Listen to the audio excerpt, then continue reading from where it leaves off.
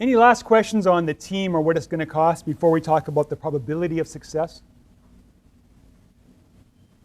We'll do this module. It's fairly short, then we'll have another break. One of the dirty secrets of this industry is that very often when you pay these professionals that work fee, they'll very often fail to complete a transaction,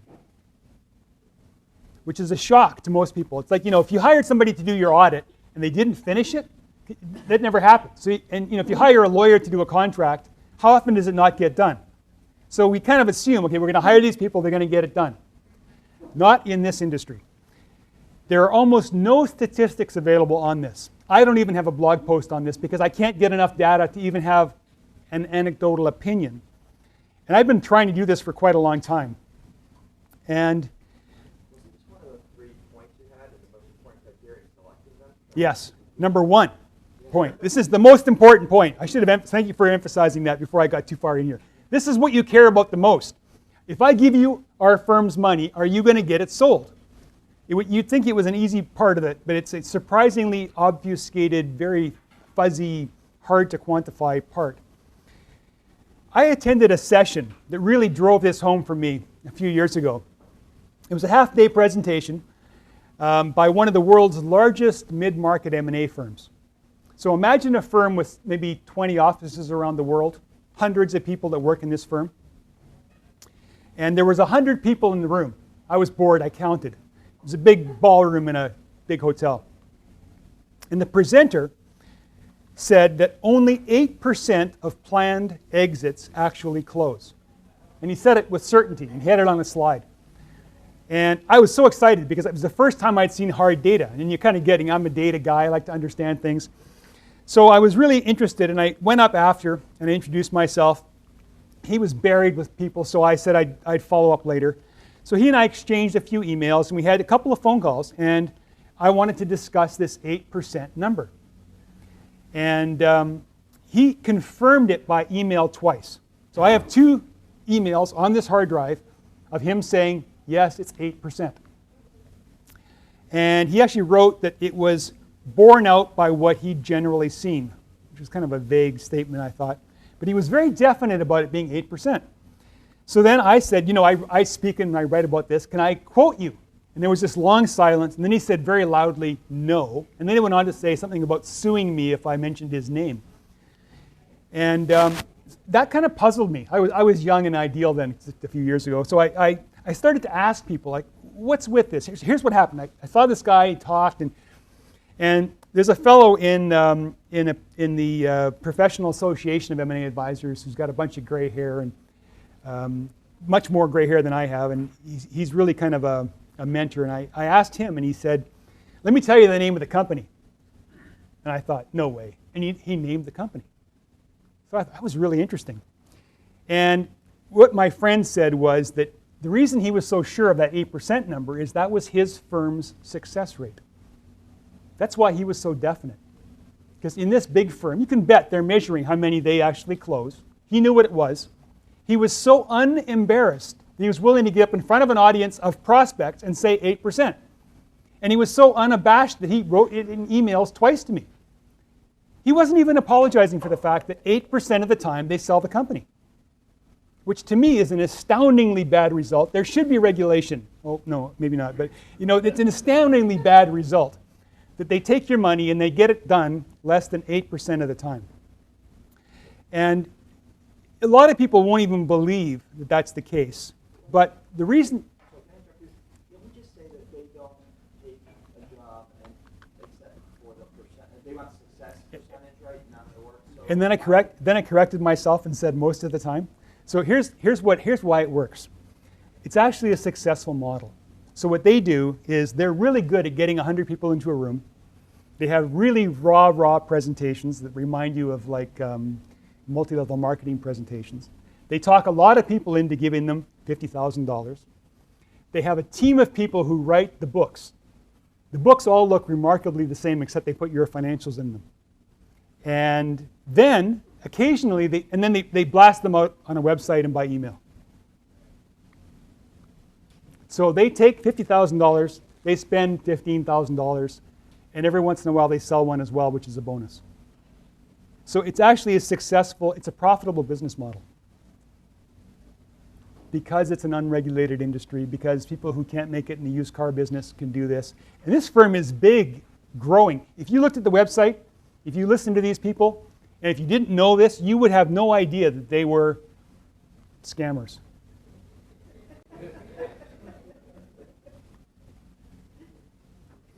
There are firms, though, good firms, that say they have a 30% success rate. Like firms that actually are proud of the fact, and we'll say in a client pitch session, we sell the companies we sign up 30% of the time.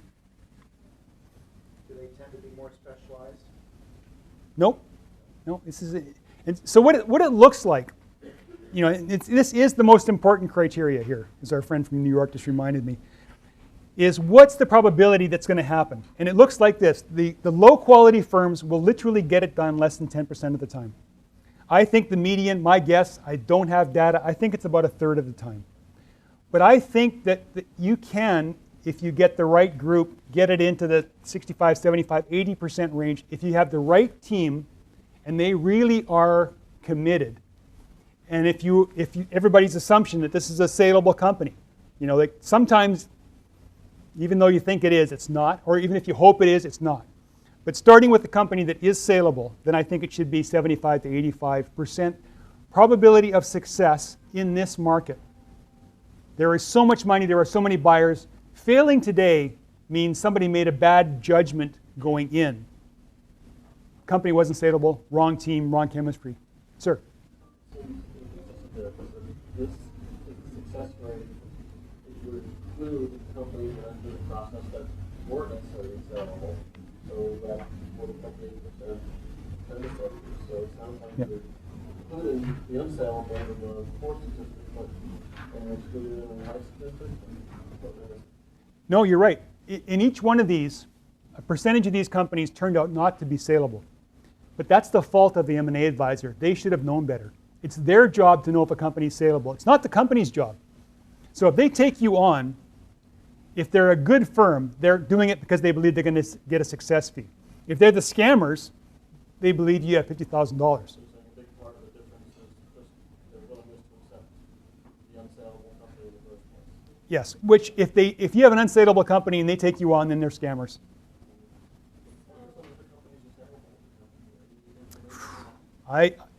The question was, what percentage of companies are saleable? That's a hard question because, you know, in those first three examples, I gave you examples of companies that I would have guessed weren't saleable.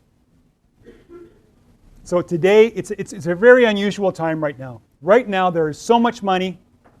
There are so many companies out there that are desperate for innovation, that things are getting bought that nobody would have thought was possible. So it's a very hard question. Sir, you had a question. Yeah, and maybe it's a comment. It's really important to select the deal team, obviously. So a question that we've asked before of M&A advisors is, how many deals can you run concurrently? If the answer is unlimited, then they're scammers because they're just out for the business plan fee or you know, the $50,000. If it's a limited number, then you just do your own math and you check how many deal teams do you have. Each deal team probably can run about 3 deals at a time successfully. And so you can kind of do the math and ask the penetrating questions to try and select the best firm, the best deal team. It's an excellent comment, really valuable comment. Let me repeat some of what you just said to make sure everybody can hear. So another really critical question when you're selecting an M&A advisor is the question of how many transactions can your team handle at once? And the answer is 3. That's pretty much the answer for a team. And what's interesting about it is that if you were to go to Wall Street and talk to JP Morgan, Morgan Stanley, Goldman Sachs, if you looked at how they were structured, they're structured into teams. And the teams are always about the same size. They're 2-3 professionals, 2-3 researchers, 1-2 support people. So you know, it's sort of 4 to 6 people in a team. That's how big a team always is, no matter how big the firm is. And that team can always only do about 3 transactions a year. And you know, the average is between 6 to 18, so it's about a year. So 3 is almost always the answer, regardless of whether it's a little boutique that only has 4 or 5 people, or it's Goldman Sachs, the answer is still 3. And in the big firms, the trick is the big firms won't swap people around very much. Each team kind of runs like its own team. Many of these big professional services firms today are really brands and marketing organizations for individual or teams. And so you're not actually buying anything if you think you're getting this firm that's got 1,000 M&A professionals. You still only get 4 or 5 or 6. And the answer is 3. And the thing is, you have to trust their answer, because they could be greedy and they could tell you, oh, 4 or 5, or they could tell you, we've got room for 2 more. They've already got 3, but they think they've got room, and they're going to end up doing a less good job simply because they're stretching themselves, and you're not going to get the absolute top quality even that they're capable of. So we tried to sell a company last year, and the CEO did it himself, and it didn't turn out that he acquired the company, but all those conversations with the acquirers turned into partnership relationships and sales channel distribution relationships. And that seemed like it was sort of successful because then they got more revenue, but it would be a failure on this. It would be a Yes. you're a failure, that's $50,000 loss, but it sort of seems to us like $50,000 sales effort, or channel distribution partnership work. There's a fascinating example. So the CEO went out to try and sell the company, didn't succeed, but did generate a lot of good partnerships and sales opportunities. Absolutely. And that's not a surprise. First of all, whenever you go out and introduce a company to a bunch of other companies, companies naturally want to do business together. That's why they're there. So this is a natural byproduct.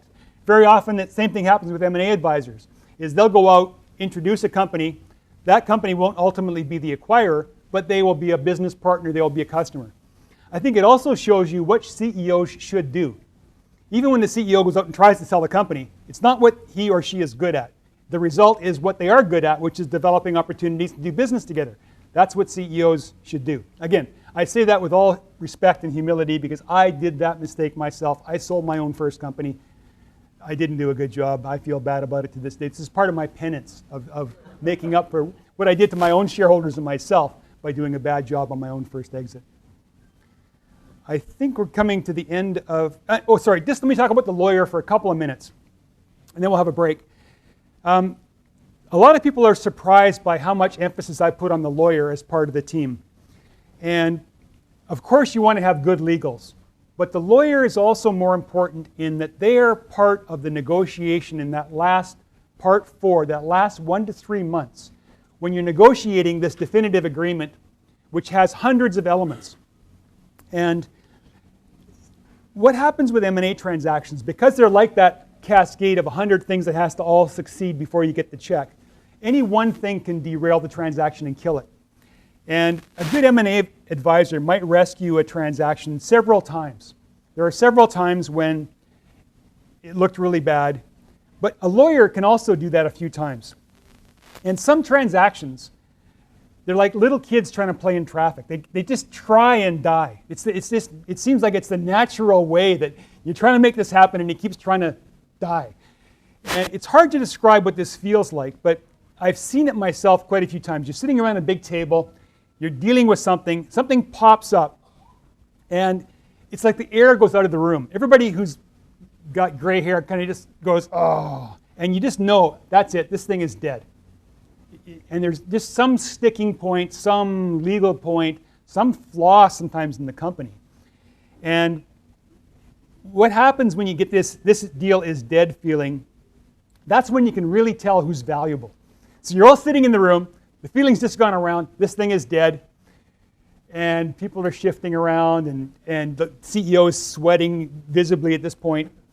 The biggest skill of all, perhaps, in getting these things done is knowing how to navigate around these points when it looks to everybody in the room, this thing has just died.